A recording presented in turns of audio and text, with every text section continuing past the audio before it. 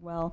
And both of these contracts are, well, one of them is for 1 year with regards to the pro shop, and then the concessions, we're looking at a 3-year contract with an option for 2 years to extend. And we're very pleased. This is something new to our city. But in particular, can you tell us and let the people know exactly what the next level player group is doing, and also what the Great Lakes junior hockey team is doing, please, sir? Thank you. Just elaborate a little further. Okay. In the studio space where we used to have the small ice area, Next Level Player Development is actually working with Berkley Dad's Club, and so that's a really nice twist, actually. They're going to do a variety of not just hockey training, but sports-specific training. So the young athletes in our community and the surrounding communities can come in and work directly, with trainers to an extent. Now, each of the Berkley Youth Hockey Association teams will have the opportunity, and it's actually tied into their training, where they're going to go into the facility and use it as a part of their weekly training regimen. So they'll have on-ice practice, and then they'll have off-ice workouts. So, it's really a good marriage between Next Level and Berkley Dad's Club, so that, we can do sport-specific things, but then in the winter, our baseball teams will be able to come in and, work on, pitching and hitting and the things that they need to, to be successful moving forward. So, the owner of Next Level Player Development has a great hockey pedigree, and he's a good contact and friend of Jeff Fleming, our high school hockey coach, who ultimately brought Next Level to us. And there's some, there's a hockey team associated with the owner of Next Level that has 4.5 hours of ice with us. So there's really a lot of good behind bringing this group in. The pro shop, that is, MJJ is tied to the junior hockey team. And we've talked for a long time about how we need to have a pro shop, not only for the teams that come into the building, but also to bring new business to the ice arena. And when you get people in the building, maybe they see a Parks and Recreation trip or camp or whatever. So there's all sorts of good that go along with the pro shop. And I believe we came up with a rent that not only exceeds what we've gotten from that space in the past, but it gives them a chance to see how it's going to work. We haven't had a pro shop there in 5 years, so we couldn't give them, good numbers on what they could bring back in. It needs to be a win-win situation, so we're going to try it out for a year. They have, first right of refusal, I guess, to move forward. So hopefully that space works out, and, we have a pro shop in the ice arena for a long time to come. Concessions is another one that's tied to the junior team, the Bruins, but they have a relationship with Marinelli's restaurant. So I've met the owner group of Marinelli's that's going to come in, and they really have some neat ideas moving forward. I think the first year it's going to be a little bit smaller, but as they kind of get into the concession game, we'll expand that a little bit. And if it's anything like what our friends at Farina's and their Affairs to Remember group did with the outdoor concession stand, indoor is going to be a smashing success too, because the outdoor group just totally transformed that concessions and turned it into what it really could do, something that had been underproducing for years. And then the locker room is a game room space that the Berkley Bruins, they're a junior hockey team. They play out of the Midwest Junior Hockey League. They have about 26 games scheduled with us. They have about 7.5 hours of scheduled ice for practices and whatever. They haven't broken ground to the room, but their season doesn't start until October. They're hoping they figure it's about a 4 to 5 week project, and they're ready to go tomorrow if things get approved tonight. What else? I'd just like to follow up with Councilmember Blanchard's comments about the 16-4. Mm-hmm. With the concession contract, the concession contract, we're going to save $68,000 in expenses. that we had annually appropriated. So on top of the 16.4, you're going to see 6 to 8,000 in savings on the expense side, which is a very nice number, which is, in my opinion, huge for the arena, because the profit margins are thin there, and this is going to help them tremendously as we progress into the future. The one last thing that I did hear comment, some concern about, we're leasing out all this space, what space is there for the public? Well, the concession warming room, just off the concession stand, we're going to leave untouched, so that the open skatings and all the public events we still have a space for people. But then we renovated the conference room, or the press box, I guess you could call it, up in the top of the bleachers. It looks beautiful. The work got completed on Friday. That room is going to be really nice, and we're going to be able to use that for more things as well. So if there's meetings or things that the hockey teams need, that's a space that was usable last year, but it was never really utilized. Now it is. And so we do have space for the community to use the arena space, and with the leases that we have, it's really going to be a benefit and a positive thing for the city. Thank you. Thank you. Any additional discussion on this item?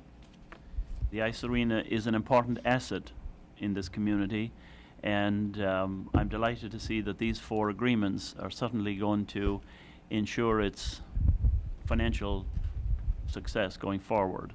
I mean, it has the seeds of protecting the enterprise that runs the ice arena. And so we thank you, Tom, for leading the charge on this one. Absolutely. And for all the volunteers who work with you to make these agreements possible.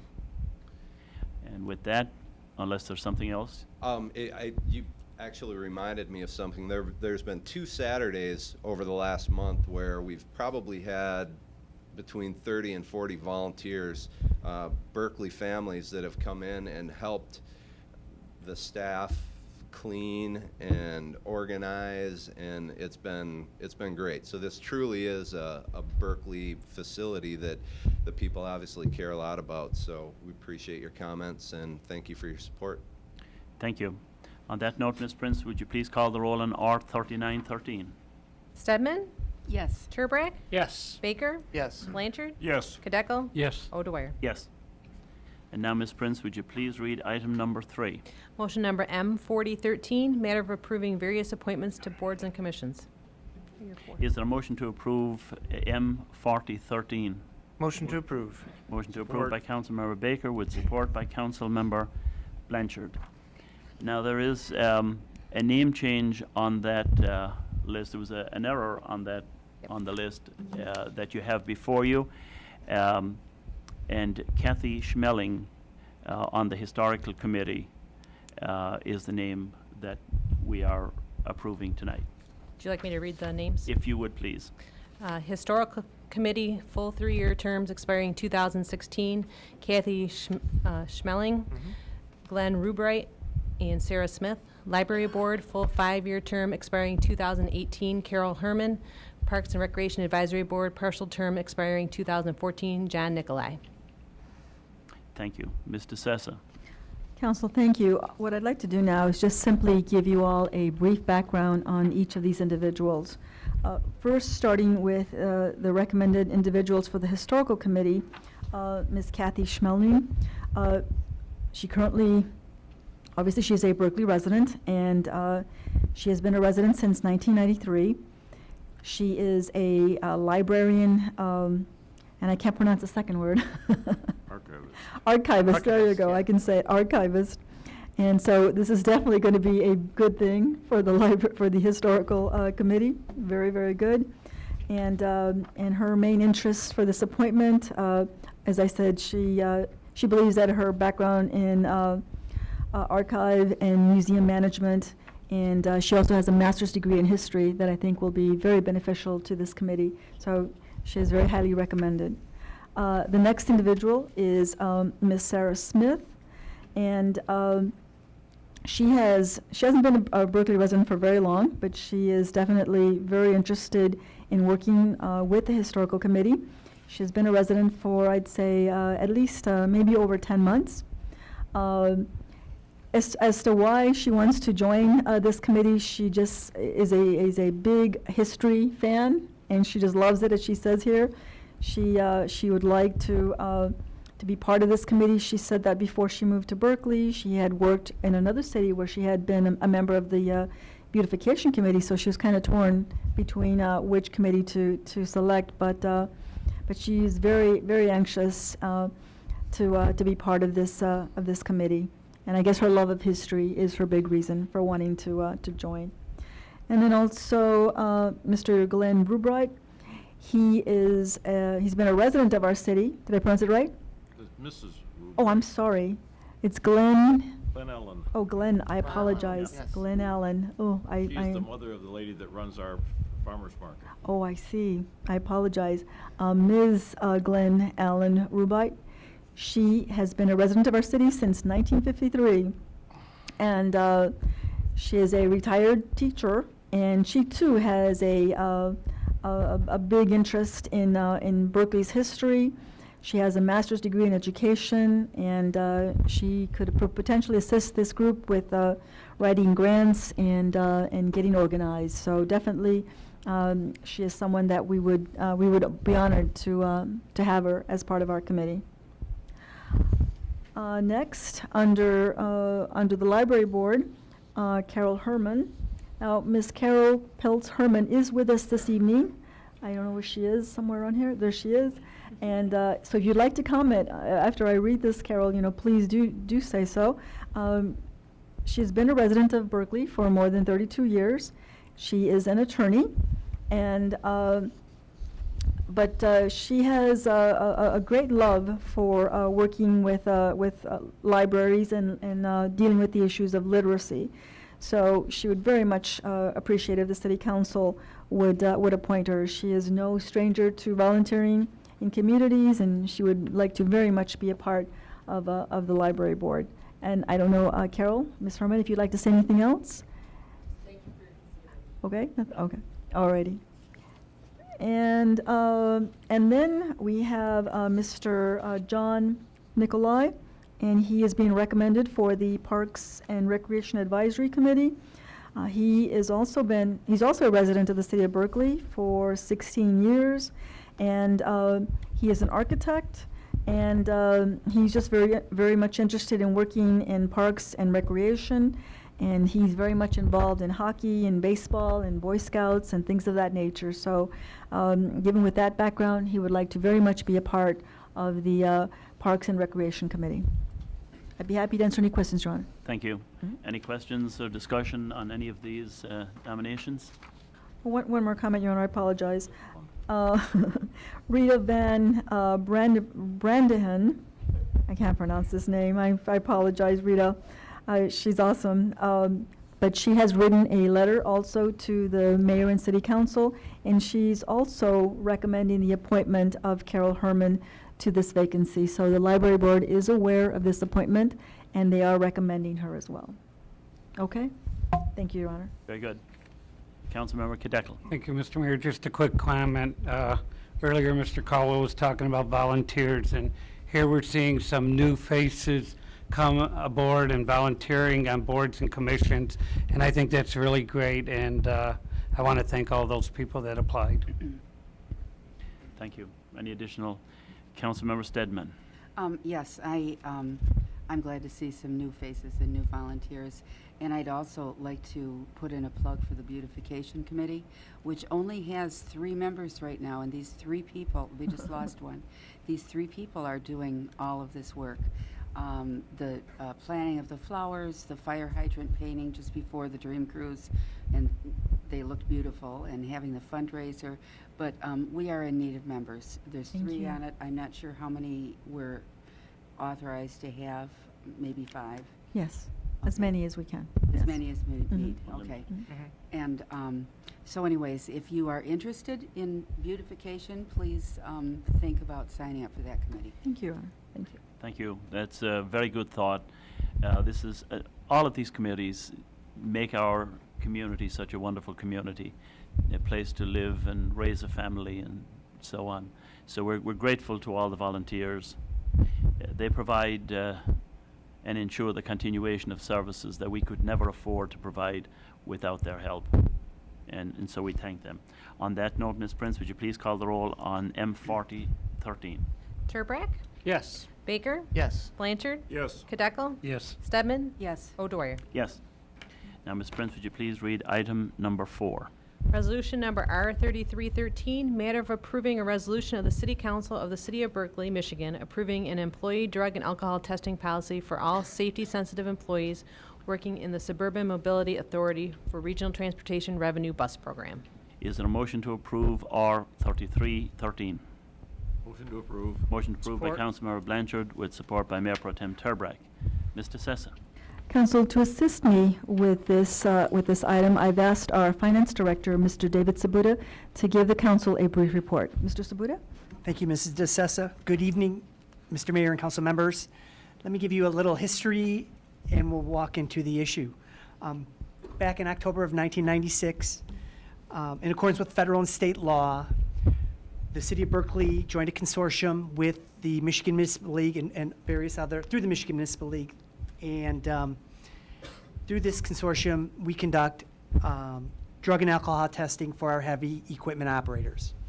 This includes DPW and those members in the Recreation Department that drive heavy equipment or large equipment. 20 employees in total. You have 12 at the DPW and then 8 at the Recreation Department working in the SMART program.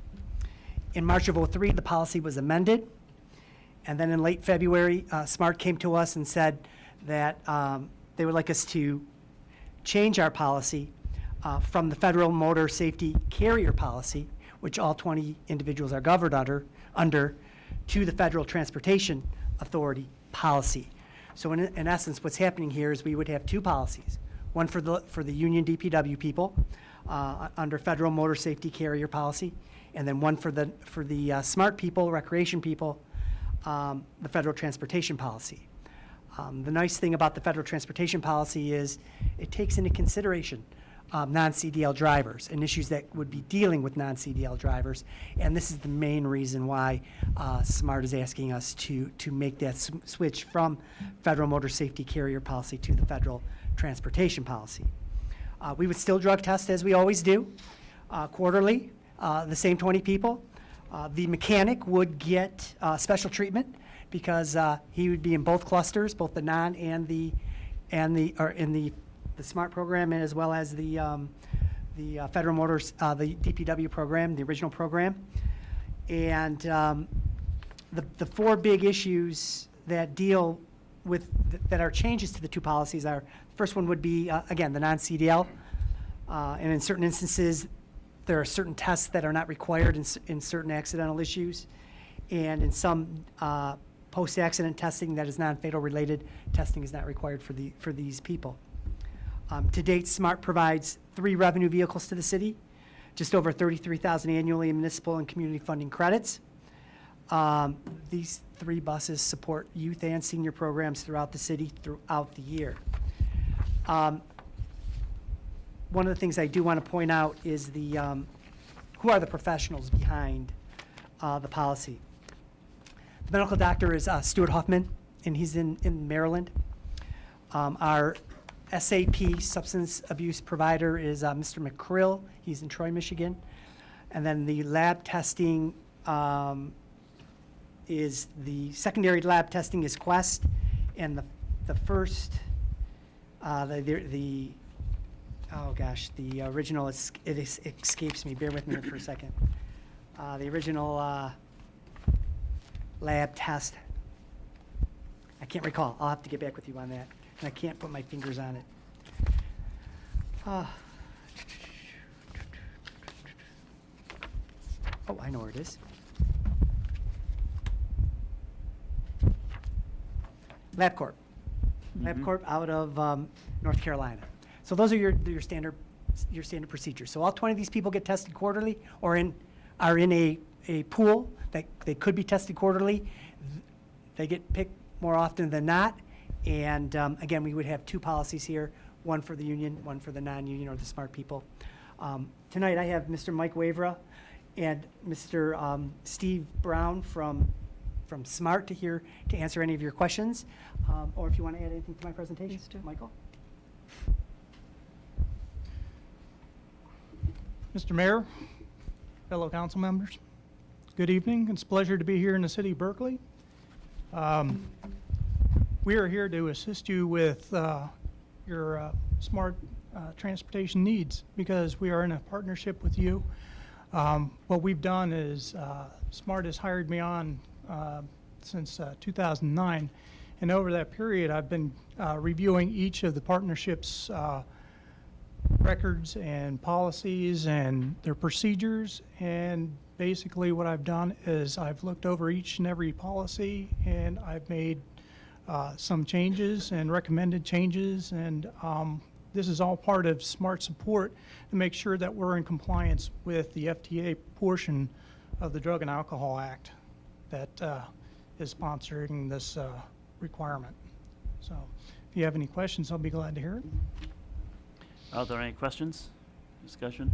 Councilmember Blanchard. Thank you, Your Honor. Is the random selection rate for both of these groups the same, or would that Yes. cause a problem? What the regulation states is that there can be a combination of two pools. You'll be the federal motor carrier for your public works, and the smart bus drivers are under the Federal Transportation Administration. What the requirement says is that they will be tested at the highest rate, which is 50% for the federal motor carrier safety. So everybody will be tested at 50%, and it'll be 10% for alcohol. Okay, Very good. thank you. All of these are chain of custody. Yes, sir. They will be federal tests, which means that they'll be under the DOT's policy for conducting tests for transportation workers. So it's it's the same procedure that you've been following since you've had the policy. And these will be 5-panel or 10-panel screens. These will be a 5-panel test. Basically, what you'll be looking for is marijuana, cocaine, opiates, PCP. Basically, the more common ones. Yes. And do these occur always after an accident as well as by random? No, sir. When you're talking about testing, there's actually a couple different tests. There's a pre-employment, which means that as you get a new employee, or if an employee is promoted into a position, before they can join your position, they would have to go to a pre-employment test. There is the random test, which is that 50% and 10% for alcohol. There is an accident provision stating that if an employee is in an accident and it's a specific type of an accident where someone is either killed or is injured so badly that they need to get care away from the scene, that would trigger a test. There's also a couple other provisions where if a accident disables either vehicle that was in the accident, that would trigger a test as well. So the one provision that's different between the two policies is in the Federal Motor Carrier Safety Administration's policy. If the driver is issued a citation during that accident, then that would trigger a test. The FTA does not have that provision. The other provision is in the random test. If the individual is told to proceed to the testing labs, then they should proceed immediately to that lab. There is no time limit, but they should be expected to go from where they are told to go to and arrive at the testing site within a reasonable amount of time. The other tests are reasonable suspicion. Reasonable suspicion is where a supervisor who's been trained in the signs and symptoms of drug use or alcohol abuse, if they observe indications that a person may be under the influence of either of those two, then they would conduct an interview and then send that individual off for testing. And it is to confirm that that person is not under the influence. It's not a diagnosis, and it's not meant to be. It's just made to be sure that the person is safe to perform his duties.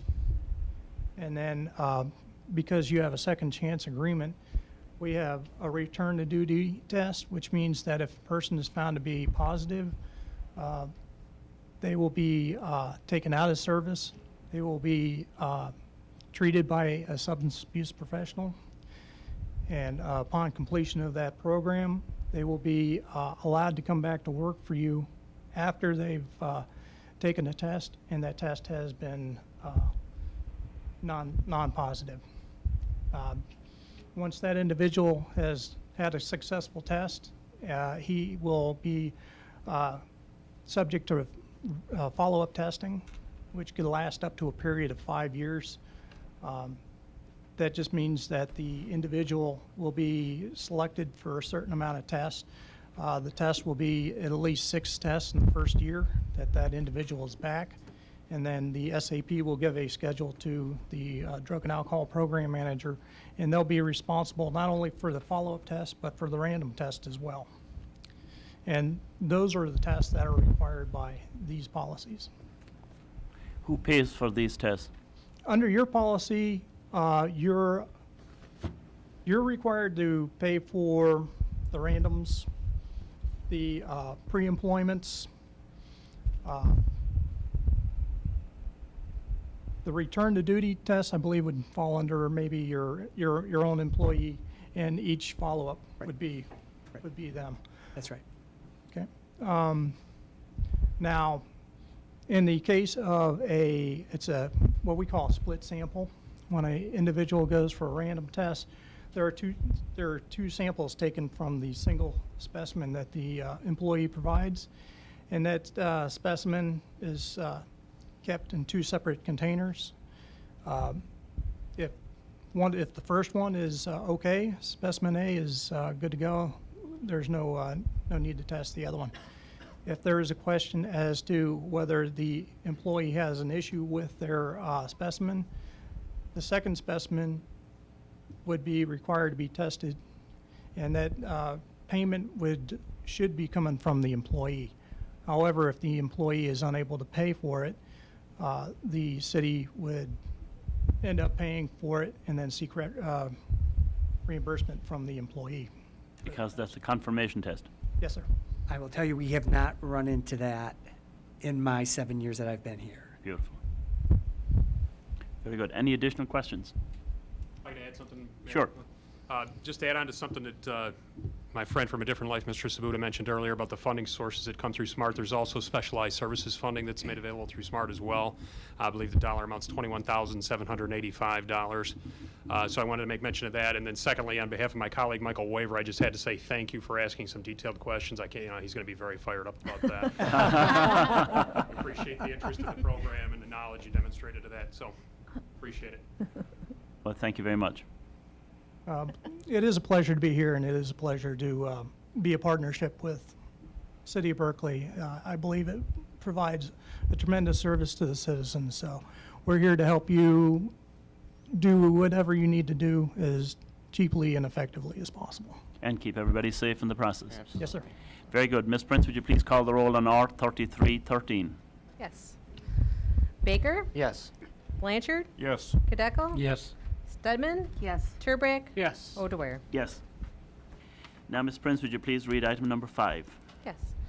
Resolution number R3113, matter of approving a resolution of the Council of the City of Berkeley, Michigan, authorizing the West Nile virus expense reimbursement request. Is there a motion to approve R3113? Move to approve. Moved to approve by Councilmember Kadeco. Support. Support by Councilmember Baker. Mr. Sesson. Council, what's before you is something that you see on a regular basis, on an annual basis at least, you may recall. And I've asked our Director of Public Works, Mr. Schuler, to just give us a brief summary of this item. Mr. Schuler. Good evening. This is our annual request for a resolution for reimbursement of larvicide. And what happens here is every spring we place larvicide in every catch basin, public catch basin. And what that does is that reduces the population of the Culex mosquito, which is the mosquito responsible for West Nile virus. Catch basins tend to be their breeding grounds or their favored breeding grounds, so this is a way of us trying to control that. Oakland County has a program in place which allows us to get reimbursement strictly for materials, the larvicide itself, each year, and this year the reimbursement is just over $2,000. I'd be happy to answer any questions. Thank you. Are there any questions? I know that we deal with this issue on an annual basis. And I notice the county isn't giving us any more money. It's always a little bit less every time. Councilmember Baker. Thank you, Your Honor, and thank you for bringing this before us here on such a regular basis, because it is an important part of the many little things that often go unnoticed. It's the fact that we do take care of these kinds of things and help ensure this among many ways to ensure the public's safety and the health and welfare of our residents and businesses that I think we should recognize that. I did also note the slight decrease year over year in terms of the contributions from our colleagues that we from which we request this reimbursement, and wanted to give you an opportunity to explain a little bit more about the ways in which we allocate these funds and any additional expenditures that we need to do to ensure that the public remains safe. And if you could highlight a little bit in terms of the timing, what are the appropriate windows to apply, windows of opportunity to apply the briquettes and that kind of stuff. Yeah, it's each spring. The product has, I believe, a 180-day residual, which means once it's placed in the basin, it will remain active and effective for 180 days. So even though mosquitoes don't tend to peak out until later in the summer, we apply the product in the spring because it covers that full gamut. Should there be an unusual case or an issue, we could always go back later and apply more product, but really it's not effective. It needs to be there prior. It is a larvicide, so it doesn't kill adult mosquitoes, it kills, as they're breeding. So it's important to get it early, which is why we clean the catch basins every spring and then apply the product. And cleaning the catch basins has other benefits, obviously, for our sewer system, maintaining a clean system. Those numbers are factored into the numbers that you see is cleaning those structures. So I know it seems like a large number in comparison to the reimbursement. There are certainly other benefits to cleaning the basins, so I'm very proud that we do that on an annual basis. Thank you. Thank you. Anything else on this item? Hearing none, then, Ms. Prince, would you please call the roll on R3113? Blanchard. Yes. Kadeco. Yes. Stedman. Yes. Turbrack. Yes. Baker. Yes. O'Dwyer. Yes. Now, Ms. Prince, would you please read item number 6? Motion number M4113, matter of authorizing payment of $68,100 to Newton Crane Roofing Incorporated, 353 North Cass Avenue, Pontiac, Michigan, 48342, for replacement of the roof at the Berkley Public Library with a 20-year warranty. Is there a motion to approve M4113? Motion to approve Motion to- M4113. Motion to approve by Councilmember Blanchard, Support. support by Councilmember Kadeco. Mr. Sessa. Council, this item probably took most of the most of the memory on the item that we've given you before. We attached a copy of the specifications for you to take a look at, and we also provided you with a copy of the proposal. The three entities that were responsible for putting this together was our engineers, Hubble, Roth, and Clark. They worked very closely with us in preparing these bid specs for this request, and also our Director of Public Works, Mr. Derek Schuler, who also assisted us in this matter, and of course our Library Director, Celia Morse, who oversaw this entire project to make sure that we're all doing this correctly. And of course our City Attorney, Mr. John Starron, who helped us address a concern regarding the bids themselves. But I'll ask our Library Director to please step forward and give us a summation of this item. Thank you. Hubble, Roth, and Clark did prepared the bid specifications for this, all 96 pages of them. So we got our money's worth on this one, I do think. And the project was, we discussed two options for replacing the roof. The first one was to replace it with the type of roof we have now, which is called a loose-laid ballasted roof, which means we have a membrane stretched across the roof. It is not attached, it's stretched across, and it is held down by a whole bunch of big rocks. And the other alternative, which at first the engineer was recommending, was that we replace that roof with a roof that is adhered to the understructure instead of being held down by the rocks.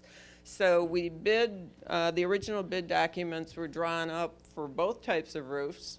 Plus, in each case, the base warranty was a 15-year warranty, and we added an alternate of a 20-year warranty, so that my replacement will not be up here 15 years from now buying a new roof. You can wait for 20 years to buy the next roof.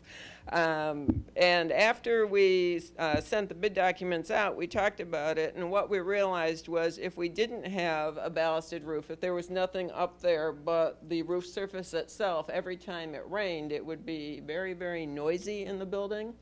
And noise is not exactly what you want in a library. And the engineer was afraid that we might end up actually adding rocks to the top of it to as like a sound barrier, so we didn't have the noise of the water beating on the roof.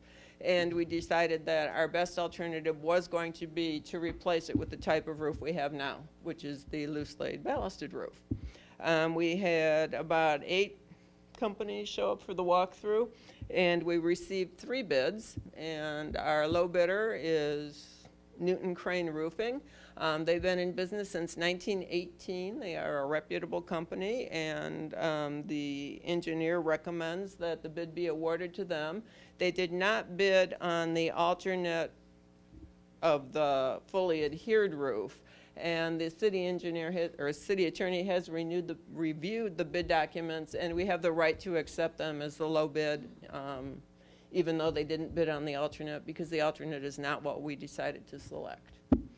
They are prepared to begin the project fairly quickly. We're on a very tight timeline. We hope to have everything done, including the punch list, by September 30th. So I will leave Matt with a dry building. Does anyone have any questions? Questions for our library director I've stunned or you our into attorney? Councilmember Baker. Thank you, Your Honor, and thank you for the materials and information here. This was extensive amount of research here. It even taxed my ability to stay focused through all of the materials here, but I made it through and was really appreciative of that. I learned a lot about roofing, and I'm trying to resist jokes about, you know, being between a rock and a hard place and all that. I was so close. I did have questions in terms of the safety of the residents and patrons, you know, before and during the project, in terms of how do we, you know, cordon off areas and coordinate the materials and things. I don't want to get into all the details of the project, obviously, but any thoughts or guidance that you could share in terms of the minimal inconvenience that this will bring? Yes, that actually was part of the bid documents, so you haven't quite read every. I did. I was hoping to give you a chance to. Memorize every single page Hoping there. to give you a chance to. The project is going to be staged on the, I'm always bad with directions. It would be the west side of the parking lot. You enter on Coolidge, and then as the parking lot turns, the back third of the parking lot is where the staging will be for the roof. They are to maintain that egress onto Beverly at all times because it's supposed to be a one-way driveway, but they will be taking what are currently the parking places on either side of that driveway from the trees to Beverly. There's about 10 places, and then there's trees, and there's probably between 10 and 15 places on each side. They're estimating it's going to take about a week to complete the project. And the library will be open during that time period. I have been through a roof replacement, so I know it is likely to get noisy at times, but we will manage. They also are likely to be throwing things off the back of the building, but hopefully they can have dumpsters right back there and catch everything. So the library will be open. They estimate the actual construction to take about a week, and they will be staging on the back portion of the parking lot. Excellent. You have probably noticed, and you may have received comments, that we did have to take 4 trees down. Those trees were all hanging over the building. 2 were on either side of the main entrance, and 2 were on the north side of the building. The 2 on the north side of the building were planted in 1964 when the original building opened, and I don't think anybody really conceived of what they would look like 50 years later and where they would be. And actually, I can't account for the ones that were planted in 1998 at the front of the building, because we should have noticed that they were maybe a little bit too close. But the manufacturer would not warranty the roof with the trees so close, so they had to come down. And Derek will, not Derek personally, but Derek will be seeing that new trees are planted at the entrance in the fall planting season. Or maybe he personally will plant them. Great, thank you. Thank you. Any additional discussion on this item? The one group that we didn't mention a word of gratitude to were the DDA, because the funding here comes through TIF funding. Is that correct, Mr. Sawuda? That is correct, Your Honor. And so we thank them as well for their collaboration in this effort. And with that, then we are ready to call the roll on M4113. Kadeco? Yes. Stedman? Yes. Turbrack? Yes. Baker? Yes. Blanchard? Yes. O'Dwyer? Yes. Now, Ms. Prince, would you read item number 7, please? Ordinance number 0613, matter of approving an ordinance of the Council of the City of Berkley, Michigan to rezone property described as lots 151 and 164 in the western 5 feet of lots 152 and 163 and half of the vacated Dorothea adjacent to the same of the Brookline Hills subdivision from community centerpiece to parking district. First reading, set date certain, September 16, 2013. Is there a motion to approve ordinance 613 with a set date? Motion to approve, 613. Motion approved by Mayor Pro Tem Terbrack. Support. Support by Councilmember Kadekel. Ms. DeSessa. Council, I know that you're very familiar, excuse me, with this item, but also to give us a brief summation of this matter is our city planner, Miss Amy Vanson. Please know that this has gone before the Planning Commission for their review and their recommendation, and I'd like to ask our city planner to please approach and give the council a summation and help me address any questions. Thank you. Good evening. Good evening. This particular parcel, for those watching on television, you guys have a handy dandy little aerial, but is that portion behind what is now Papa's Pizza all the way to Dorothea where Sugar Kisses. That entire back portion that is next to the alley and is the athletic field. The city actually owns a portion of that, and we are exercising our lease to develop it or to take it back away from the school district. And so the intent of this, and this is one of the first steps, is to develop that portion that's immediately abutting the alley, east of the alley, into a row of municipal parking. To expand the municipal parking, there's a small municipal parking lot at Dorothea behind Camelot Cleaners, and this would expand it 30-ish parking spaces is what it's looking like, depending on barrier-free and bike racks and all of that stuff. So this is the first step. It's currently zoned community centerpiece. Parking lots are allowed as accessory to a principal use, but not as the principal use itself. So it was important to rezone this and follow our own ordinances. So we are recommending rezoning it to parking. Planning Commission held a public hearing, and we had one resident come just because he wasn't exactly sure what we were talking about because there's no address with this particular property. And he was in favor of it, and if it goes forward, the Planning Commission has it on their agenda for site plan approval at the August 27th meeting.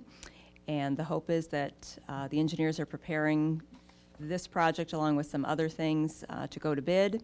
And the hope is to get it done in the fall if the prices are good. So we would like to knock this off before the holidays. But only if you guys rezone it, otherwise we're at a stalemate.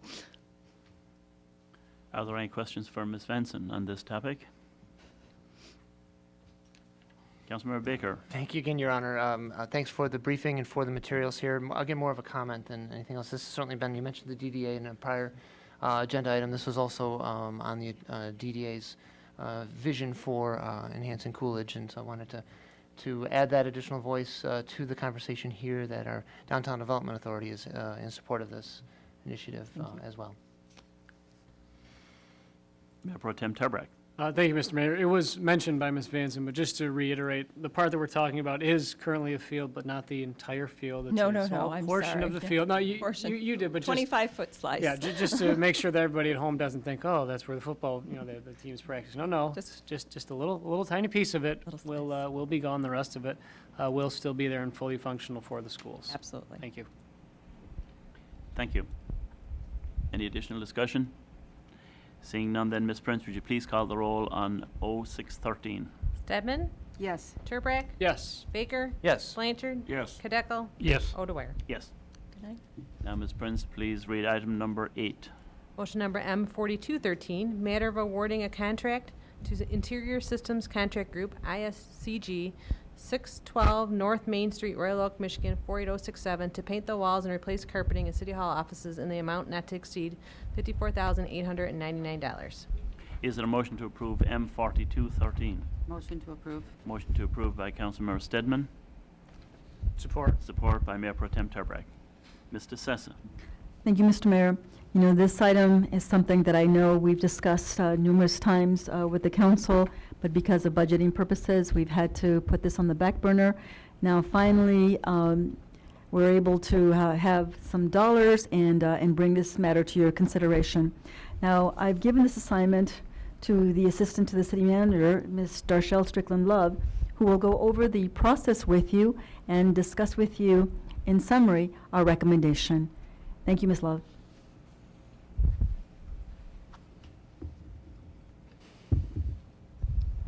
Good evening. The one thing about bid processes that is often quite difficult is that you can only pick one vendor. We were very fortunate to have worked with 3, I think, really good designers here who did their best to respond to an RFP for carpeting and painting. Our goal was essentially to improve the aesthetics in City Hall. And if I can just give you a quick side journey. A year ago when I came for my interview here, as I walked through City Hall, I noticed a lot of things about the walls and the flooring that made me pause. And I'm very happy to be a part of this process to hopefully do something that's going to be very good for both our residents and for the employees. In this bid process, we actually went through this twice. The initial submission for this bid went out, and responses were submitted by 3 companies, as noted in the memo that was given to you: June Moon, Jones Office Interior, and ISCG. On the first submission, if you would look on the floor, carpet number 1 was the one carpet sample. I'm sorry, you guys got to stand up for this. I apologize. It was the one carpet sample that sort of struck a chord with everybody in that first submission. The secondary carpet for the hallways and the common areas in the building was the one that we could not come to closure on. I met with all 3 vendors and asked them for a second submission, saying that carpet number 1 was the base and everything else should be complementary to it. Now, the items numbered 2, 3, and 4 were the samples that were selected from the second submission. On the second submission, we looked at the samples provided by each vendor and made a selection from each one, and then matched them to carpet number 1, that was the core sample, and selected the one that was most complementary. Now, we also asked for paint samples and tile samples for the kitchen floors. And so this is the selection from each of the vendors, along with the primary carpeting for the offices, which is number 1. Are there any questions about that? I just want to help people understand where we are. Okay. After a lot of discussion, we kind of went back and forth. When I met with the vendors on the second submission, a couple asked if they could present alternative to carpet number 1, which they did do. And after we looked at all of them and put them all together, ISCG was selected. Now, we had budgeted approximately $55,000 for the painting and the flooring inside. And we are within budget with ISCG. I don't know if there are other concerns that you have regarding, or questions that you have regarding this. I'm here for you. Okay. Any additional discussion? Mr. Sess? Well, Council, as Ms. Love has mentioned, you know, this is a very difficult situation with regards to selecting, but we did select the agency that provided us with what we thought would meet the needs of the RFP, and we felt that this company had the excellent experience with regards to doing this type of project. Actually, all of them did, except that in this case, the company that we're recommending to has, I guess, over 30 years in doing this. When we spoke with their references, again, these were also cities that highly recommended them, and like I said, this is probably one of the most difficult things we are recommending to the City Council in terms of the contractor. But the best thing that I can say is the company that we are recommending to the City Council meets the needs of the RFP and is within budget, has the experience and background to do this type of project that we're looking for. And again, we are happy to answer any questions that the City Council may have from us at this time. The one good news I'm pleased to report, obviously, is that we are within budget, and we're very thankful to each of the companies that gave us their presentation. Thank you. Any additional questions, Councilmember Blanchard? Thank you, Your Honor. It appears that the selection was based on the color, how it matched up. What about, I'm interested in quality. I'm interested in warranty, how long this is going to last, what we're going to get for our money here. And I haven't heard any of that yet, so I'm a little concerned because, you know, we want to spend the city's money expeditiously, we do it, you know, judiciously, you know, get a good result for it. Is there a warranty on this? Is there, you know, what? I don't know much about carpet. It's hard. But educate me. This is what I'll say about the carpet. All of the vendors provided information about warranty. The one thing there's a couple things here that I would like to sort of point out. By going with carpet squares, we're able to take, you know, if soils or damage happens, we're able to take a square and replace the square, so that the spots you see through the hall that are probably been there for a really long time, we can replace them easily. Each vendor submitted warranty information about the carpet squares. My understanding about this stuff is that it takes a whole lot to really badger it pretty bad. So we have warranties, manufacturer warranties with it. How many years?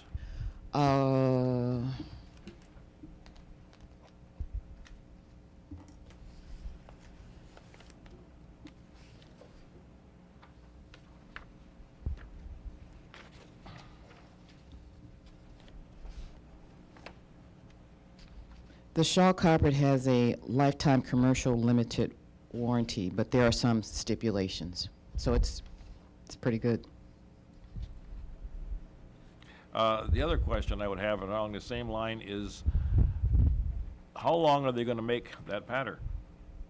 I mean, they could say, we're going to have that pattern, and this will we buy it, and in 5 years we want to replace some carpet squares, and they don't make that pattern anymore. Is there any guarantee there that will? A part of the quote, they will give us, they will purchase for us an amount of surplus, so we will have extra carpet squares available should we need them in the future. And we get it all in the same dye lot. Very good. Your Honor, if I can also add, again, and please, Council, this was very difficult for us to do, but we believe that the contractor that we are recommending would provide us with the best quality, the best price, and met the specifications of the RFP. It's not just a matter of whether or not this is the right color, or whether or not this is something that we're just selecting just because. But the company that we did recommend, again, and I need to stress this, best met the requirements of the request for proposal, and they were very much in line with what we were looking for. The secondary carpet that we did select is a little bit more expensive than the ones that are recommended by the other two, but we believe that it will last a little longer than the other carpets. The warranties that they gave us, I believe, were very good. I don't know if the company is here with us this evening, if a representative. If she wouldn't mind helping us address the question regarding warranties, and introduce yourself as well, please. Hello everyone, my name is Nevis and I'm from ISCG. What Rochelle here has shared with you is pretty much true about the lifetime warranty. I do have that with me as well, and there are certain stipulations. We do very much have similar carpeting in our office, and have actually a great example, have had some issues after having it for a couple of years with the way it was installed, and the company has provided us and replaced the carpet completely. To be quite honest with you, unfortunately, sometimes with carpets and furniture in general, it uglies out before it wears out. So it's really sometimes the issue of just selecting the correct one that will not only last you for a long time to come, but also really complement the space and be, I always make sure that whatever we select will be appropriate 10, 15, 20 years from now. So when we were looking also at the colors and the patterns themselves, we wanted to make sure that this is something that will look good in your space for years to come. Thank you. You're welcome. Councilmember Baker. Thank you, Your Honor, and thank you for being here tonight to help answer additional questions. And Darshell, thank you for all that you did to guide us through this process and help us get where we are tonight. A few kinds of questions here, if you can bear with me, a couple of things. We've talking a lot about the carpet tonight. I just wanted to make sure we don't pass by the paint as well here. Is there anything you'd like to add or share with us in terms of the quality of the paint, the caliber of it, those kinds of things? Again, assuming that the paint colors match the carpeting and all that stuff. Anything that we should know or be concerned about with the paint, please? Absolutely. We will be using one of our partner subcontractors we've been using for over 10 years, and they do excellent work. We would not recommend anyone else. They're actually part of our website that you can look at partnerships yourselves. As far as paint, we're also willing to provide a space plan and walls showing all the different accent colors and general paint color, of course, at no additional cost. We would work with City of Berkeley to provide whatever they feel would, make the space as lively as beautiful as you all would need. So we would also be providing an additional paint color for the room we're actually sitting in, just to kind of add additional color to that. And that's about it. Cool, thanks. In terms of a question on timing and then a question back on the cost thing. So timing-wise, I know it's much in the material, but for those of us that out in the audience that haven't had a chance to review all of this, when might we imagine proceeding with the project? What's the extended duration of this, and what, if any, inconvenience would our employees or the residents experience as a result? All of the above. It's one of those things like this. If we could close City Hall for a couple weeks, we can get it all done really quickly, but we can't do that. So we're going to have to do a lot of the work in the evenings. There's certain office spaces that can be made available during business hours that they can get into. perhaps this is one of the rooms that can be done during regular business hours. We're looking at something in the neighborhood of 2 to 3 weeks to complete all of the painting and all of the recarpeting for the areas that we have designated. We're going to have a very detailed implementation plan, phases, so that employees will know when we're going to be in their area, when to move things off their desk and that kind of thing. And I've been told that this process is largely you lift the furniture, you rip out the old stuff, you put the new stuff in, and you put the furniture back down. So I mean, I'm simplifying it tremendously, but that's kind of how the process has been described to me. If this is approved this evening, we're going to start this as soon as possible. Very good. Thanks. And I did, if I may, just one last question on the cost and the pricing things. I know that this seems as though it'll be within the budget that we've allocated, but it's not the low bid. And so just wanted to ask the question, typically when we find all other things being equal, we go with the lowest bid. Certainly that makes the most sense for the resources that we have and the taxpayers' dollars to ensure that we're spending that wisely. And so I think you've touched on it, but give you another opportunity to just elaborate any additional thoughts as to why we're moving forward with this particular recommendation today.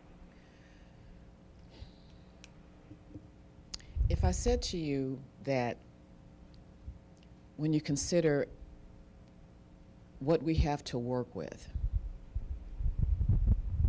yeah, that's a good phrase to use, what we have to work with. We have existing furniture that is here that we are not changing out. And if we, in a perfect world, we would just redo everything. The money's not there to do that. So it's furniture or carpet. I think the carpet needs the replacement much more than the furniture does. And so without trying to be a decorator, because I know color, I know style, but I am not a decorator. I defer to the experts to give us a recommendation for something that's going to be suitable for the workspace, suitable for the office environment. And we made the selection that we felt would give us the best result. Thank you. As a quick follow-on, so if we were to revisit this at some point to look at the furniture and the accommodations, that we'd have another bid process to go forward with that portion. And what we're talking about here is the paint and carpeting. Is that just the correct? paint and the carpeting? Okay. Thank you. Very good. Mr. Sessom. Council, again, I know that this is not the low bid, but we did speak with the city attorney. It is specified in our requirements or in our bid specification that the city has the right to choose the contractor that they feel best meets the needs of our city within our financial constraints. And that is what I believe we are recommending before you. We believe that this carpet and this company, based on its years of experience, based on its recommendations, based on the quality of the carpet that they recommended to us, also based on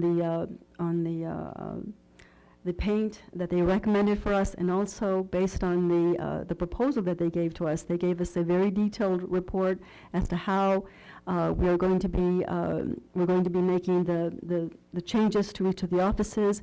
The company is also willing to sit down with each of us individually, each of the department heads, and help us with our decorating. I think that this company prepared an excellent proposal, and given the financial constraints that we have, I think it is the best option for the city of Berkeley at this time.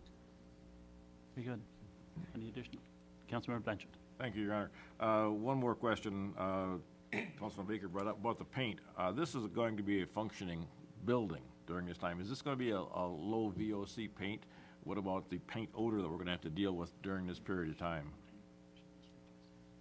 Yes, there would definitely be a lowly VOC paint, and we can address and add any more information that you would need to feel better about your decision.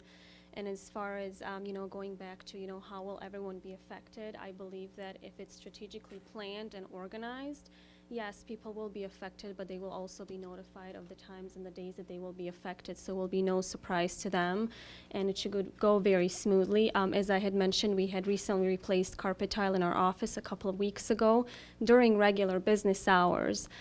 We were just told which days we were affected in my area as well, and we just knew that we had to move our, items away for a certain time period. But other than that, there was nothing unexpected that came up that, made it difficult for us to work around it. So yes, you will notice the work to be there, but these are professionals that have done this for many, many years and are aware that there will be others, of course, working in the building. So they will do their best to not disturb everyone around.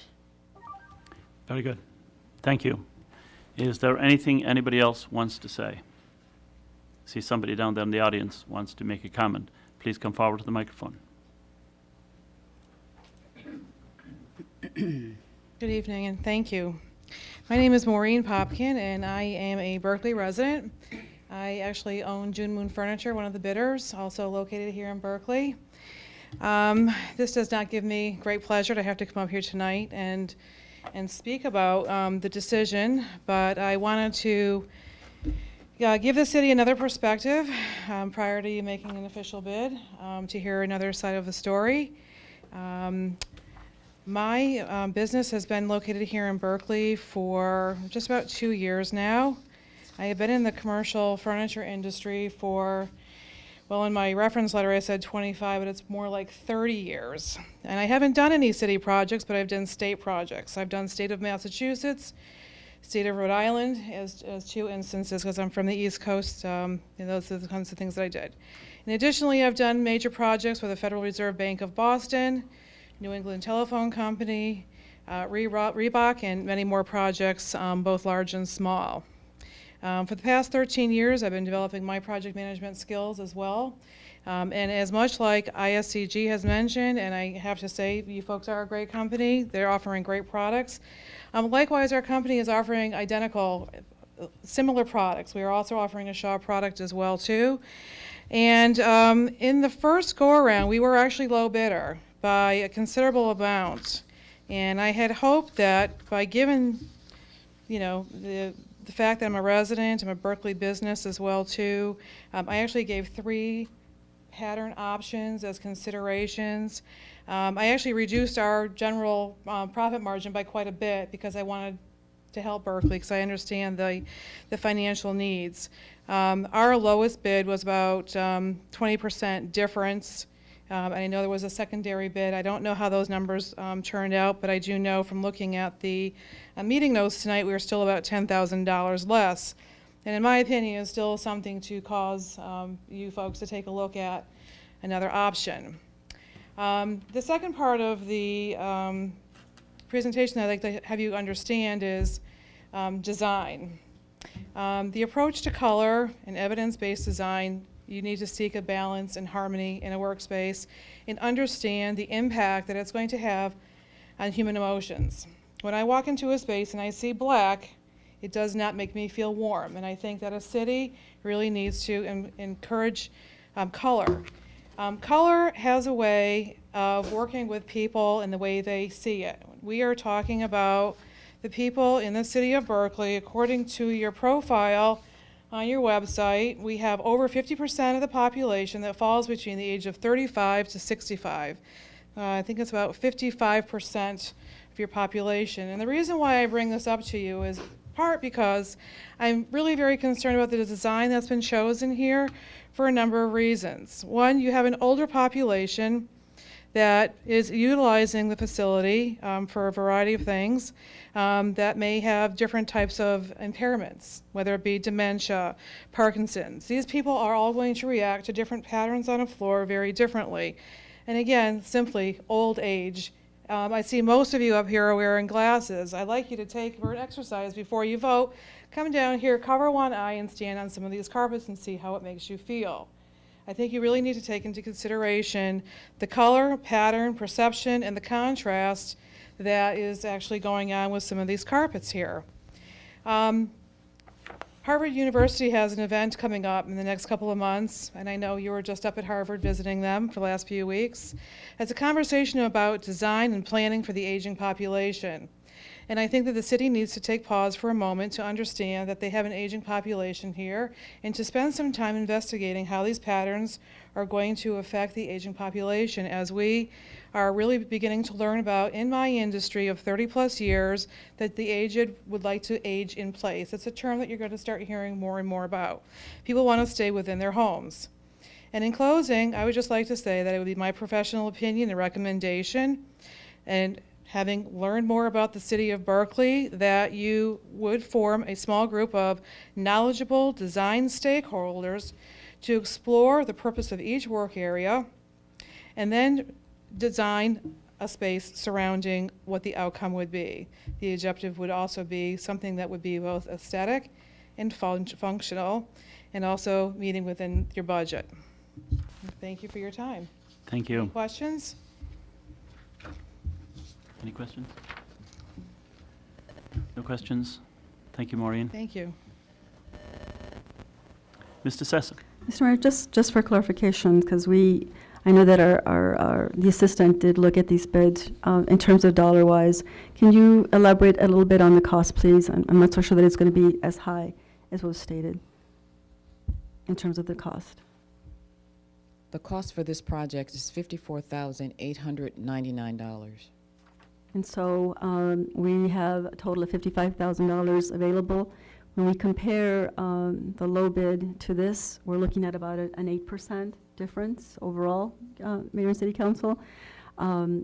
Each of these vendors, as you can see, it's difficult to choose, but it was not just based on what we thought would look good, and not just based on colors. Each of these entities provided us with quality concepts, and council, we did our best in selecting what we thought was the best for our city. Now, please know that we're only showing you what's on here, because I can attest that we have reviewed so many different types of carpets, so many different types of paint samples. What you have before you is what we have selected as the final decision. It was a difficult one, but it's one that we believe strongly in, and I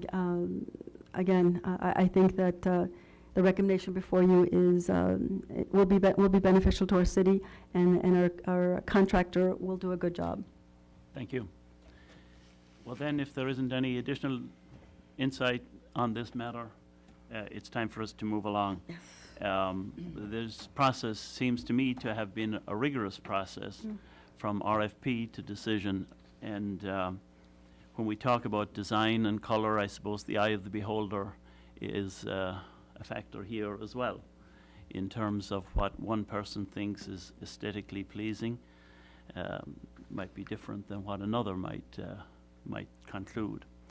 But we have only one decision here, and we have only one vote. And so we must make a decision. And Ms. Prince, would you please call M4213? Turbrack, Yes. Baker, Yes. Blanchard, Yes. Kadeco, Yes. and Stedman, Yes. O'Dwyer. Yes.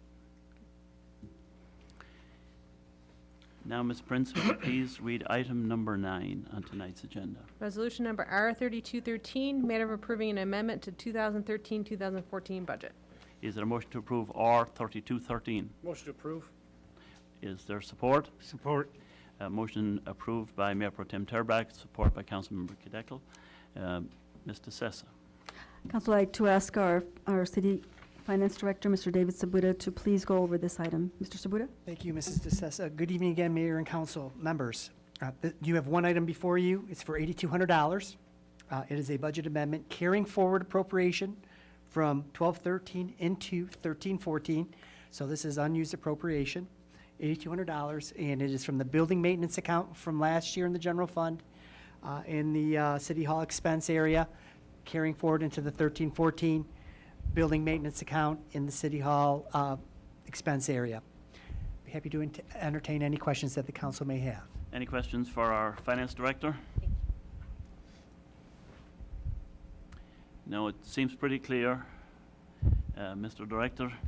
So on that thought then, if there isn't any additional questions, Ms. Prince, would you please call the roll on R 3213? Baker? Yes. Blanchard? Yes. Kadeco? Yes. Stedman? Yes. Turbrack? Yes. O'Dwyer? Yes. Now, Ms. Prince, would you please read item number 10 on tonight's agenda? Motion number M4313, matter of authorizing the Knights of Columbus Tootsie Roll Drive from October 11th through the 13th, that should be 2013, from 7 a.m. to 6 o'clock p.m. Is there a motion to approve M4313? Move to approve. Move to approve by Councilmember Kadekel with support from Councilmember Blanchard. Mr. Sessa.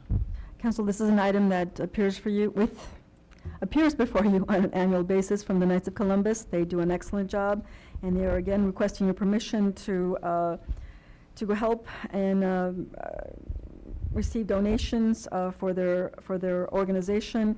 The Public Safety Department has reviewed this request, and they approve it as well. Obviously, they will work very closely with the Public Safety Department to make sure that they are safe and that they do a good job. But I can tell you from past years, they worked very closely with us, and they've done a very good job. So we do recommend this for your consideration. Thank you. Any additional discussion on this item? Seeing none, Mr. Sessa, please call the roll, or Ms. Prince, please call the roll on M4313. Blanchard? Yes. Kadeco? Yes. Stedman? Yes. Turbrack? Yes. Baker? Yes. O'Dwyer? Yes. And now, Ms. Prince, please read item number 11. Ordinance number 0513, matter of approving an ordinance of the Council of the City of Berkley, Michigan, repealing emergency ordinance number 0313 and replacing it by adding new Article 3, fireworks, to Chapter 50, Fire Prevention and Protection of the Berkeley City Code, amended, second reading. Is there a motion to approve 0513? Motion to approve. Motion to approve by Councilmember Blanchard. Support. Support by Councilmember Kadekel. Mr. Sessa. Council, I know this is an ordinance that's very near and dear to your hearts. It's something that you've worked very hard to get this done. However, there was one recommendation by the council to address, and our city attorney has done so. And if I can just simply ask him, Mr. Staron, could you just please go over just that one little change that we're now adding to this item or amendment? Certainly. Council's familiar with the ordinance. We went through it on an emergency basis and then at first reading. The only difference between this version of the ordinance and the version that you considered at your last regular meeting is that in the interim, the city of Auburn Hills also adopted an ordinance that is very similar to ours. They added one more feature that ours didn't, and that is Auburn Hills ordinance covered what's referred to as sky lanterns or Chinese lanterns, which if you're not familiar with them, they're like balloons with candles in them that go up in the air, and only the wind and gravity knows where they're going to land. And they have been responsible for causing fires in different areas of the country. And it was suggested by the mayor that we add a similar provision to our ordinance for second reading, and I have done that. If you would notice, we did add a definition under in section 50-71, subparagraph G. You will see a definition of sky lantern, which I fashioned after some other ordinances that I researched online. And then the actual prohibition you will find on the next page in section 50-73E, which says the ignition, discharge, and use of sky lanterns are at all times prohibited in the city. So that would also cover, that prohibition would also cover the national holidays and the day before and the day after, which other types of fireworks are allowed. But with these Chinese lanterns or sky lanterns, they would be prohibited at all times. Very good. Any additional questions on this change? Seeing none then, Ms. Prince, will you please call the roll on 0513? Yes. Kadeco? Yes. Stedman? Yes. Turbrack? Yes. Baker? Yes. Blanchard? Yes. O'Dwyer? Yes. Now, Ms. Prince, would you please read item number 12? M4413, matter of authorizing a 5-year extension of the Metro Act permit with AT&T until December 31st, 2018. Is there a motion to approve M4413? Move to approve. Moved to approve by Councilmember Kadekel, Support. support by Councilmember Stedman. Mr. Sessa. You know, Council, when I received this letter from our city clerk to address this item, we really don't have too much of a choice in terms of doing this. This is a requirement for us to do. It is simply a request from AT&T to extend their current agreement to 3 years. And I've asked our city attorney to do a little bit of more research on that. I don't know if he's had a chance to do this, but I know that he has examined this in other communities, and basically all we need to do is to simply consider this. Right. I'm quite familiar with these, and AT&T is doing this throughout the state. I mean, I think every municipality where they would have any facilities, they have been operating under the unilateral Metro Act permit form. And what they are proposing to do or applying to do here is basically an extension of that. By law, by law and the existing agreement, they can ask for up to a 5-year extension, and that is what they are doing. They are not proposing to change or modify any other terms. So it'd be the exact same arrangement we have with them now. Very good. Mr. Sessa. Your Honor, one of the concerns that I brought to the city attorney's attention was to make sure that that there were no other changes in our current contract with regards to this item. And Mr. Stern, if you don't mind, could you please restate your response to that, please, sir? Yeah, and there are no changes. It would continue to be subject to the Metro Act unilateral form, just as it is now.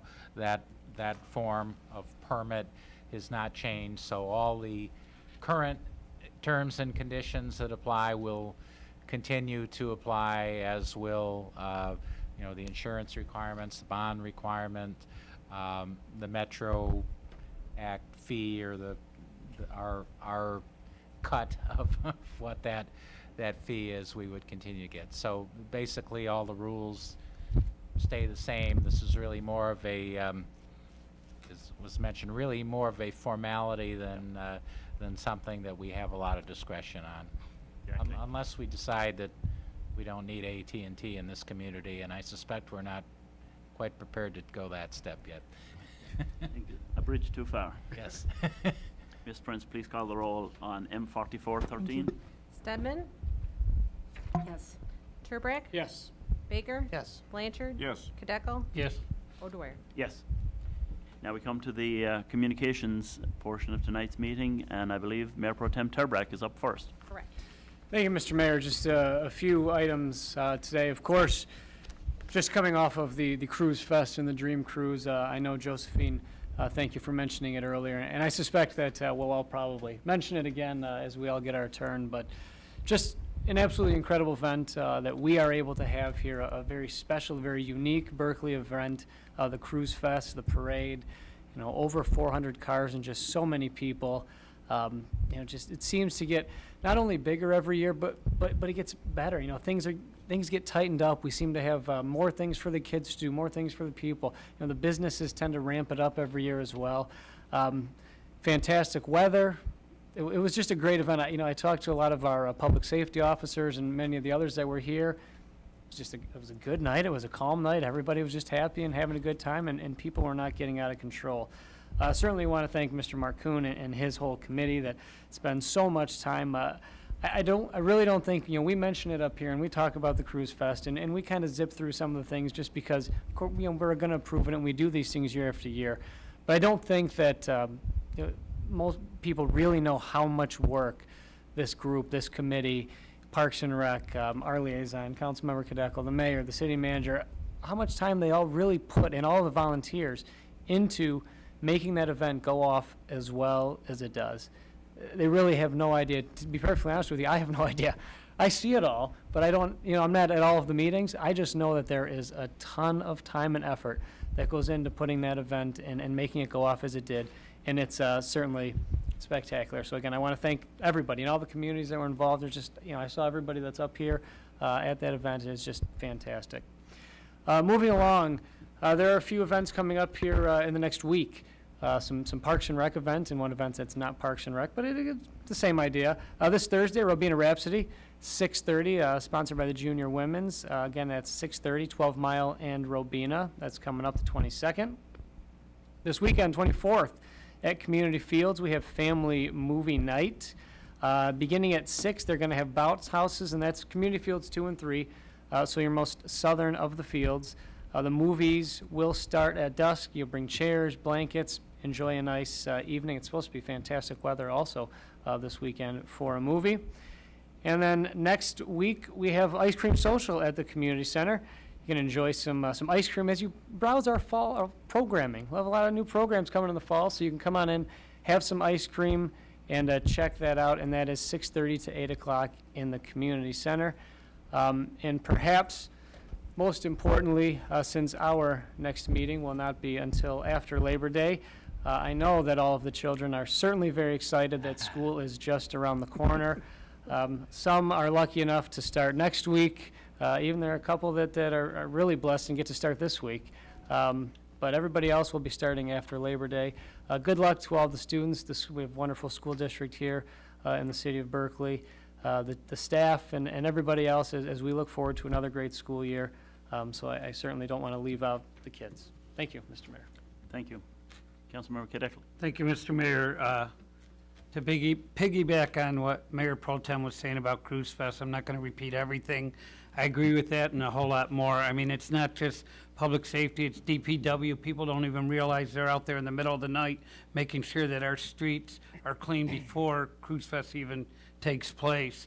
Parks and Recreation Department, everybody involved, the Communications Department, all of them. The band was unbelievable. I had people coming up to me and asking, you know, is this a local band? Where did you get this band? And I even had the band member call me on Saturday and say thank you for allowing us to play in Berkeley. I had a cousin in from California. She and her husband did the walk all the way to Woodward. And they said, what a great city. I mean, they're not here. They're not from here. They haven't been here before. And what a great city. It was a family-oriented event. And I think that's something that we really should be proud of. I know I mentioned it Friday night, but once again, I want to congratulate our mayor on his 40th anniversary of coming to America. It's a little different than the movie I saw, but, you know, I just... so different. not so different. But we're fortunate and proud to have you here as our mayor, and thank you for making the move to Berkeley. Before our next meeting, the Jewish people will be celebrating the New Year, Rosh Hashanah, and Yom Kippur, the Day of Atonement, so I want to wish everyone a happy and a healthy New Year. And speaking of health, many of you know that I've had some medical challenges over the last few months. I'm still going through them, but I can't thank everybody for their prayers, their cards, their meals, phone calls. I know the mayor's been inquired quite a few times, and please keep those prayers coming. I thank you. Thank you. We're glad to see you here tonight. Yes. Councilmember Baker. Thank you, Your Honor. I have a couple of notes. Oh, wait. Here we go. A little bit of note. Oh, wait, that's not it. This is it. Oh, wait, no. Forget it. Carpe diem. Udete iwe octe abate arverte. Sadate. Okay. So I'll translate the rest of my notes out of the dialect of Latin that we spoke while we were at Harvard. So, but as was mentioned, I did have a tremendous opportunity. I'm very fortunate to have represented this community at Harvard at the Kennedy School of Government. I was there for a full 3 weeks, pretty much the month of July. I was there. It's a whole college experience in the dorms with roommates. You have to figure out the bathroom schedules and all that kind of stuff, just like the old days. Tremendous folks from around the world were in this. 80 participants from around the world, every perspective, elected officials, administration, and everything in between. Tremendous folks, top-notch faculty, and tremendous material. This was some of the content that we studied in the course of the 3 weeks. Extensive readings and essays, all that kind of stuff. The topic of the title of the program was called Senior Executives in State and Local Government. And as its name implies, it's meant to cover the gambit of issues, topics, ideas, and concepts that are relevant in helping provide smooth and effective governance and stewardship of our communities. The topics were wide and many across 56 classes. We covered 56 classes worth of content in those 3 weeks, from leadership, communication, representation, negotiation, with, again, challenging materials and tremendous participation. I have a deep gratitude to my family, to the mayor, council, administration, my colleagues at work during my day job. They accommodated me to participate in this, and SEMCOG for providing the fellowship that made this all possible.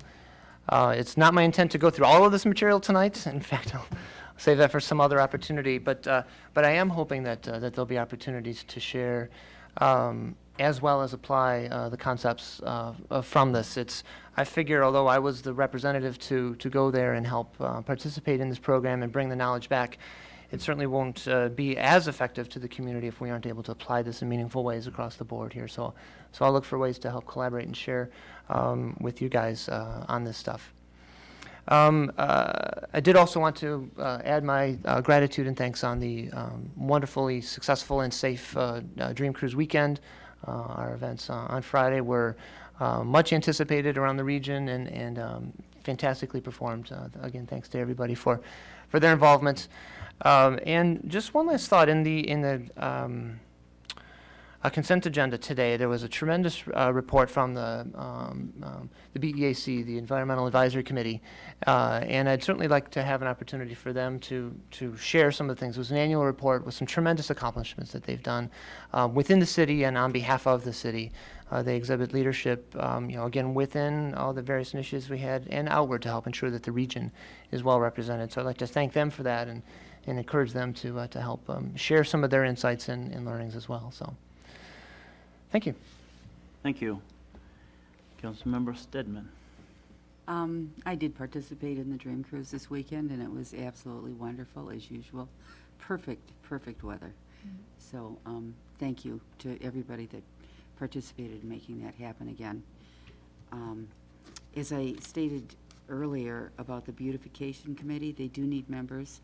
I think I said they had 3. They have 4 members now, but they've been involved in a lot of things. The flower planting, you might have most recently noticed it as you walk up to the ice arena, the ice rink, along the sidewalk walking into that rink. They planted flowers there, and the fire hydrant painting. They meet the second Wednesday of each month. Their next meeting is Wednesday, September the 11th. But we do need more members on that committee, and they're a very active, small group of people, and could use some more help and enthusiasm. The library, you've heard enough about the library, I think. We've got a new librarian that's starting soon, and we welcome him. We also are going to miss Celia Morse a great deal. She's been here many years and has been a part of this community for a long time. And that's all I have tonight. Thank you. Councilmember Blanchard. First of all, I'd like to follow on something that Councilman Simmons had. The Beautification Committee painted the fire hydrants, and people have said, why didn't they paint the whole thing? For your information, the fire hydrants are yellow. The caps on those denote the water flow, so they didn't paint those. Those will get painted later. But the different colors mean different amounts of water flow, so we're on a fire scene. We know how much water we can pull out of those hydrants without possibly damaging the mains or sucking them dry. So that's why the caps of those things aren't painted yellow. So everything means something. I, too, would like to thank the volunteers. We had a tremendous group of volunteers working the Cruise Fest. I had the opportunity working with 2 police officers from Lathrop Village at 12 Mile and Cooley's directing traffic. And they kept telling me what a well-organized thing this is and how much fun it is. And they like to come over. They come over every year and work here to help us out with traffic and police enforcement because it's enjoyable to them, and they really like it. So thanks to all the volunteers. Being the liaison to the Chamber of Commerce, I'd like to remind everybody that the Chamber of Commerce pub crawl is this Thursday, the 22nd, and they'll be going to 24 Seconds Bar and Grill, Amici's, Crispelli's, Hartfield Lanes, Bagger Dave's, the Blarney Stone, and O'Mara's. Not that we're encouraging drinking. You don't have to drink. You can go along and meet a lot of people and just have a good time. And the other chamber event that's coming up is on September 20th. The Chamber of Commerce has their annual golf outing on Friday, September 20th, 8 a.m. registration, 9 a.m. tee-offs at Rackham. So for your information, thank you. Thank you. Mr. Sessa. Council, I'll try my best to be brief. I agree with you all more. This last Dream Cruise was amazing, and there are a lot of unsung heroes. And I know everybody mentioned what everybody did, but Councilman Blanchard is certainly a very, very silent hero. And it's because of his volunteerism that the food all gets put together for everyone to enjoy. And I can't thank him enough. I remember the first time when I started working on this event, I always wondered who did all the collections, who went out to get the best bang for the buck, as they say, and make sure that the troops were well taken care of. And I found out very, very quietly that it was Councilman Blanchard that was doing that. So thank you, sir. Thank you for all your work on that. Again, I don't know how you do it, but thank you. I, too, would also like to express my appreciation to the Beautification Committee. I know they're a small group, but they're amazing. In the short time that they've been together, they've done a few things already. And I know that they're looking to do some more. They purchased some seeds so that they can begin growing some plants for next year. So they've got a lot of things to do. Also, the Robina Rhapsody, I'd also like to mention that it's also sponsored by the Downtown Development Authority, the DDA, and they're very, very pleased to do that. This ice cream social that was mentioned, just very briefly let the public know that, please join us. It's an important event. You get to meet some people and staff and things of that nature. But our representative, Mr. Sandy Levin, is also going to be attending that event as well. And so now's the time to come in and talk to some of our key elected officials that he will also be there. Now, we'll do a little bit more promotion on this item and let folks know, because I know that he wants to meet with our constituents and address any concerns and questions that they may have. Lastly, I would like to thank some very key people that assisted me in the selection of our new library director, Mr. Matthew Church. I didn't mention their names. Ann Haig, she is the library director for the City of Huntington Woods, and Rita Van Brandigan, is that correct? She is the chairperson for the library board, and she was instrumental and very helpful with this panel. My assistant, Darshell Strickland Love, who kept us on target and made sure that all the questions were asked, and Miss Celia Morse as well, who took a look at the applications and gave us her insight and input on this item. Now, the director applicants, they went through a lot of review. Our current applicant or appointee, Mr. Church, I should say, he has already met with members of the staff at the library, and I'm anxious to present him to the library board, but I first wanted to introduce him to the city council. So I'm very anxious to have him on board, and he's got a lot of projects. So so with that, Your Honor, I'll turn it over to you. Thank you. Thank you. Mr. Sabuda.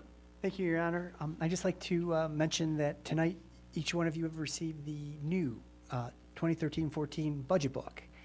This is the final product after 6 months of hard work and on our fiscal process. And that final book is in front of you this evening. And I would also like to mention that we have submitted it for competition for the 6th year in a row. So hopefully we hear something back soon from the GFOA, which is the Government Finance Officers Association. So that would be all. Thank you. Thank you. Mr. Attorney. Thank you, Mayor. Just wanted to mention we are now into our 5th month working with you folks, my colleagues and I.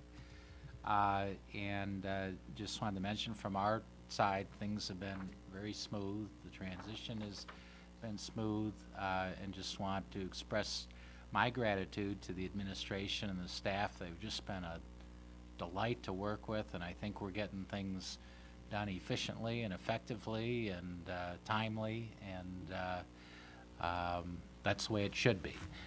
And also wanted to commend council and all the community volunteers on the Cruise Fest as well. It's a fun event. I've been to it a few times, including this week, and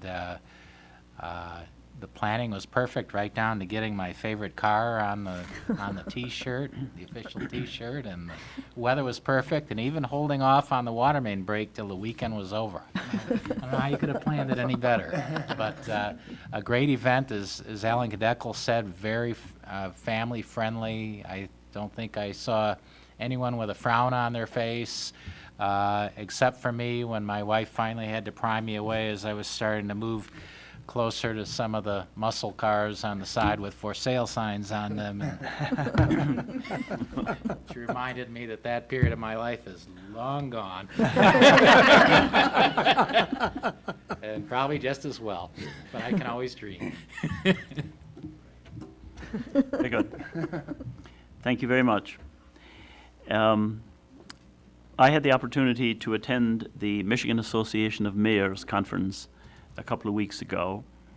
The focus was on leadership and innovation at the local level. I found it enormously interesting, great collegial experience, and it didn't seem to matter whether mayors were Democrats or Republicans or independents or unaffiliated in any kind of way. We all had the same kinds of concerns.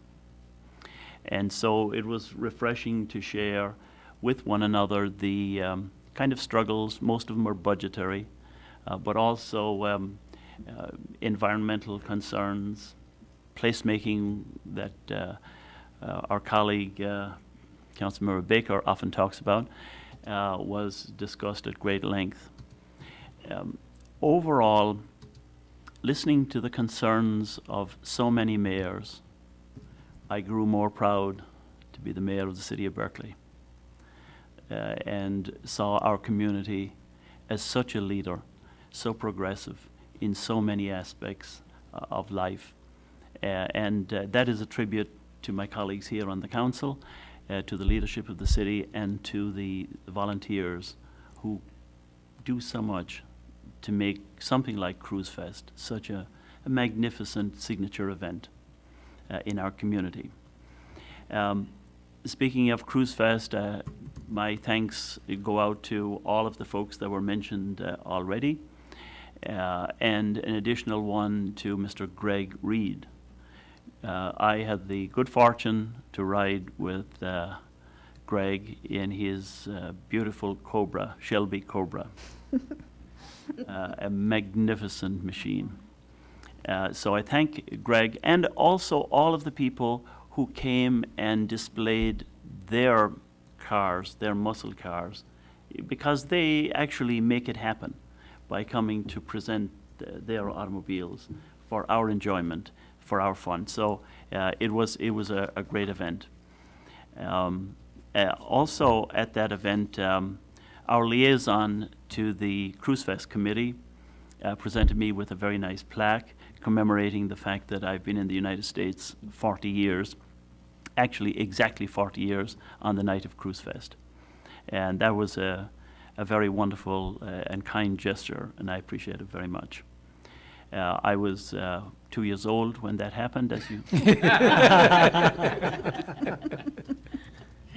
The Environmental Committee were also mentioned. They have provided us with an amazing report of achievement in the city and in the region. And as my colleague indicated, we need to return to that and understand it a little more broadly and make its content available to our residents so that they will appreciate and understand the effort that's made by the Environmental Committee. And with that, I think it is time for us to read item number 13. Okay. Ms. Prince. Closed session, matter of adjourning to closed session for the purpose of discussing the city manager's annual evaluation.